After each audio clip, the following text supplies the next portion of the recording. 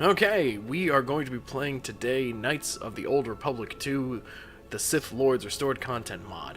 I'm going to be playing this game like I would, so I'm going to make a character that I think vaguely resembles me, and I'm not necessarily going to be strictly adhering to the whole canon, exile story. So here we go. Getting started. I always like to play as a sentinel to start out.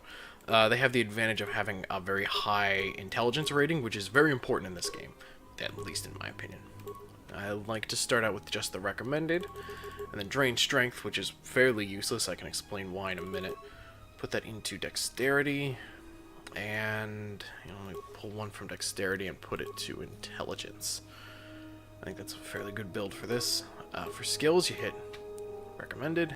And after you hit recommended, I like to go into drain awareness, because it's not really a necessary skill. Drop a little bit of stealth as well. Put one into demolitions, one into repair, and a couple into treat injury. All of which are fairly important. Demolitions is handy because you're going to run into a lot of mines while you're in the first level. Repair, of course, is handy for... really what it's most handy for is the workbench, because the higher your repair rating, the more parts you get or components you get when you break down items. And of course, treat injury is important to keep yourself alive in the early levels when you're not a walking tank like you become later. Right, so the feats. The feats in this game are really, really important, more so than I think in the first one. And that is because of these feats. Finesse lightsabers and finesse melee weapons, but particularly finesse lightsabers, because in the original game, you could only use a lightsaber effectively if you had a high strength modifier. In this game, you can drain strength, as I did, and put it all into dexterity instead, and then get finesse with lightsabers. So instead of drawing on just your strength as a chance to hit and a damage modifier, it will also draw on dexterity. What this does is that strength affects nothing else, so it's essentially only used for combat. So don't use it for anything else. Just forget about it entirely if you can get this finesse with lightsabers. Early on, you can use blasters the entire time, and because you have an abnormally high dexterity rating, your chance to hit will be increased beyond what's normal, so you'll have a higher chance of surviving. Not to mention the fact that dexterity also affects your chance to be hit, your defense, which makes you tougher and more likely to survive in general. Of course, you don't need finesse with lightsabers early on, because you don't have a lightsaber until just before mid-game. And I also wouldn't recommend finesse with melee weapons, unless you have a character for whom that fits for some reason, but I have yet to encounter one where I've actually had a purpose for that, except for maybe Kreia, before you get the lightsabers. And until you get the lightsaber, I always start building custom blasters, but I'll get into that when I get into that. Right now, what I'm going to select is actually cross-class skill repair, so I don't have to worry about draining 2 points in that talent every time I want to get it. I'll do myself I can spell, I swear. I'm just a little sick. And we are off.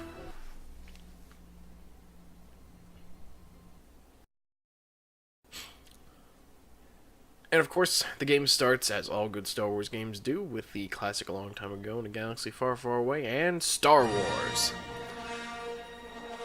So, the Star Wars scrolling text has always been an important piece of exposition in the Star Wars franchise. It's at the head of every single movie, even the holiday special, I think, and barring stuff like the TV shows, like the ones that were on Cartoon Network a long time ago, or the ones that were just recently released, the Clone Wars TV show that's out on Netflix.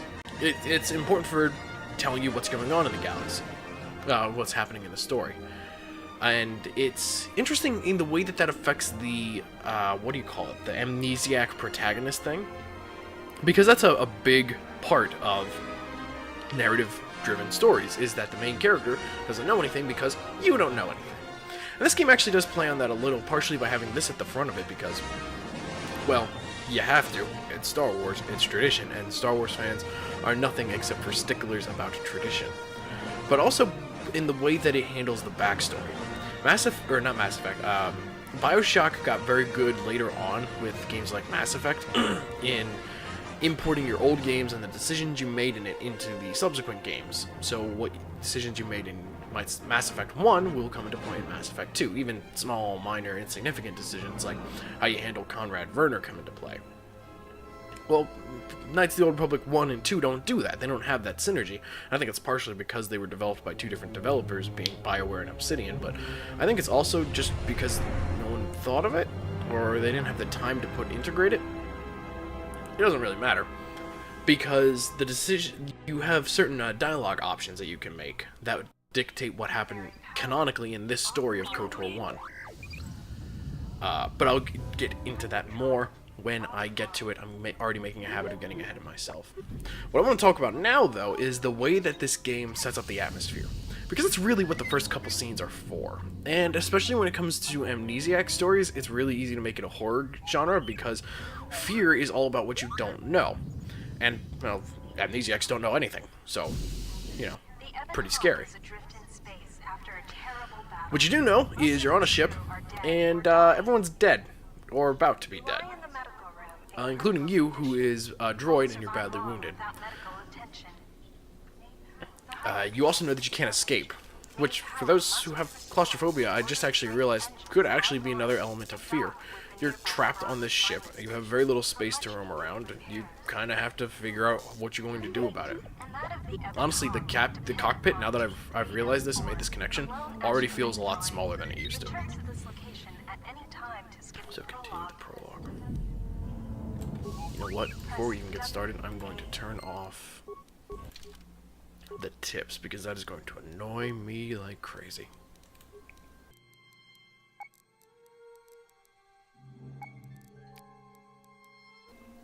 Okay, that should be good. I don't know why I had that up in the first place. I've played this game maybe a dozen or two times at this point in my life, and I'm still going to make the dumb, stupid mistakes that I've made every single other time that I've played this game, except for the ones that you kind of have to learn, like the whole finesse and a dexterity strength thing that I talked about earlier. It's funny, when my brother and I first played KOTOR 1 way back in the day, we actually played it so poorly we couldn't finish our first game. We got to the part where we were on the bridge fighting Saul Kareth and just could not beat it. I'm not even sure if we went back to it now that we'd be able to beat it. Because we would do things like we would see cool force powers like Force Lightning and be like, yeah, let's get that.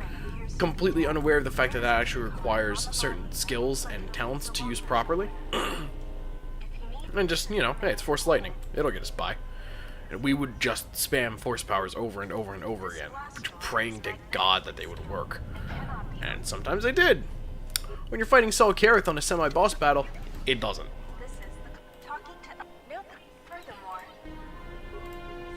I've always been kind of fascinated by the Star Wars fandom's seemingly irrational love for what do you call it, non-humanoid looking droids. Yeah, you got your BB-8s, your T3M4s, your R2-D2s, even C-3PO doesn't quite look human. I mean, he's a biped, sure, but his face doesn't move. And the face is a big part of understanding your interactions with other humans. So I think starting the game out as T3M4 was a very smart decision. It just kind of plays on the emotional devotion that people already have to astromech droids. And T3 was always kind of a proxy for R2-D2, except, you know, 4,000 years ago or however long. So, you know, it's reflective of very smart game design. And I don't know what else Obsidian's done, but if this game is any indicator, then they make very good decisions when they're developing their games.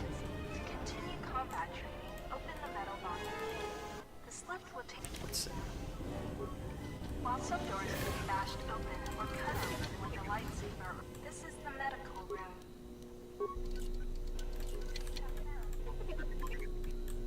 You have found. You know,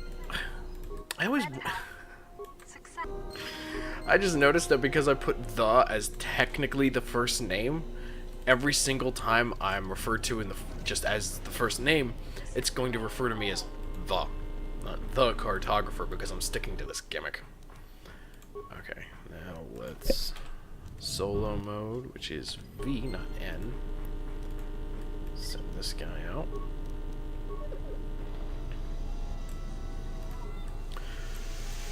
This is not the first video for this that I've done. I've actually done a few before this one, just as tests to see if I could sustain my own dumb mouth talking for so long. Turns out I could, more or less. Maybe not the best thing to record it while I'm a little sick. Oh, okay. But here we go anyway. And like I said before, I'm making the exact same dumb decisions and mistakes that I made the last time I played this game. I'm going to lose my mind if I have to do this over and over and over again. As it stands, this is the third time that I've done this prologue just to try and get this video out, because there were editing mistakes, there were recording errors. I tried over and over again to import it into this one video editing software, and it just refused to work properly, to the point that I was tearing out my hair, and I genuinely thought I would never actually get this video out. Fortunately, patience and Windows Movie Maker prevailed in the end. These exposed wires control the door to the starboard dormitory. The door success. I'm gonna talk a little bit about why. Wow. Don't forget to explore. This is the bubbles ahead indicate Some weird lines graphical that things you going on. detect The crazy spinning automatically bubbles, with the your slow awareness skill. crawling. Some lines require higher. Are they going faster? lines Are they can- accelerating? Let's slow They them will down. blow up and damage. I don't really have a chance to kind of just meander and make conversation in my other videos. The minister is pretty text-tied, and so is the analyst, and even the speaker for the most part. But here I get the chance to just kind of talk, make casual conversation, and I'm going to do that because one of the things that I like about this whole idea that I have for this channel is that I'm only dealing with the things that I love. There are a lot of channels out there that I really like Zero Punctuation or the Jim Inquisition, that deal with things that they hate, that they kind of hate. You know, the whole broad topic is video games, and you don't make a video game show if you don't like video games. But you know, it's fun to watch people bash on things, and that's not really what I'm here for. So if you're looking for me to complain about all the little issues and bugs with KOTOR 2, you might need to find another channel. But no, what I want to do is celebrate the pieces of video game history that really had an impact on me, and am I stuck? That's unfortunate. There is a flamethrower in that box that I'd very much like to get.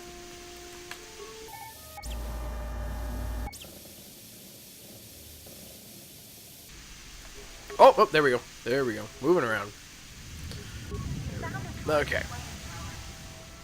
You know, I make a big deal about trying to get this freaking flamethrower, but at the end of the day, it doesn't matter even in the slightest, because you're always going to have a stockpile of these things, because I never use the droids. Close, open. Out. I don't even know why I bothered that. Okay, repair, hyperdrive, and then we should be good to go to Paragus.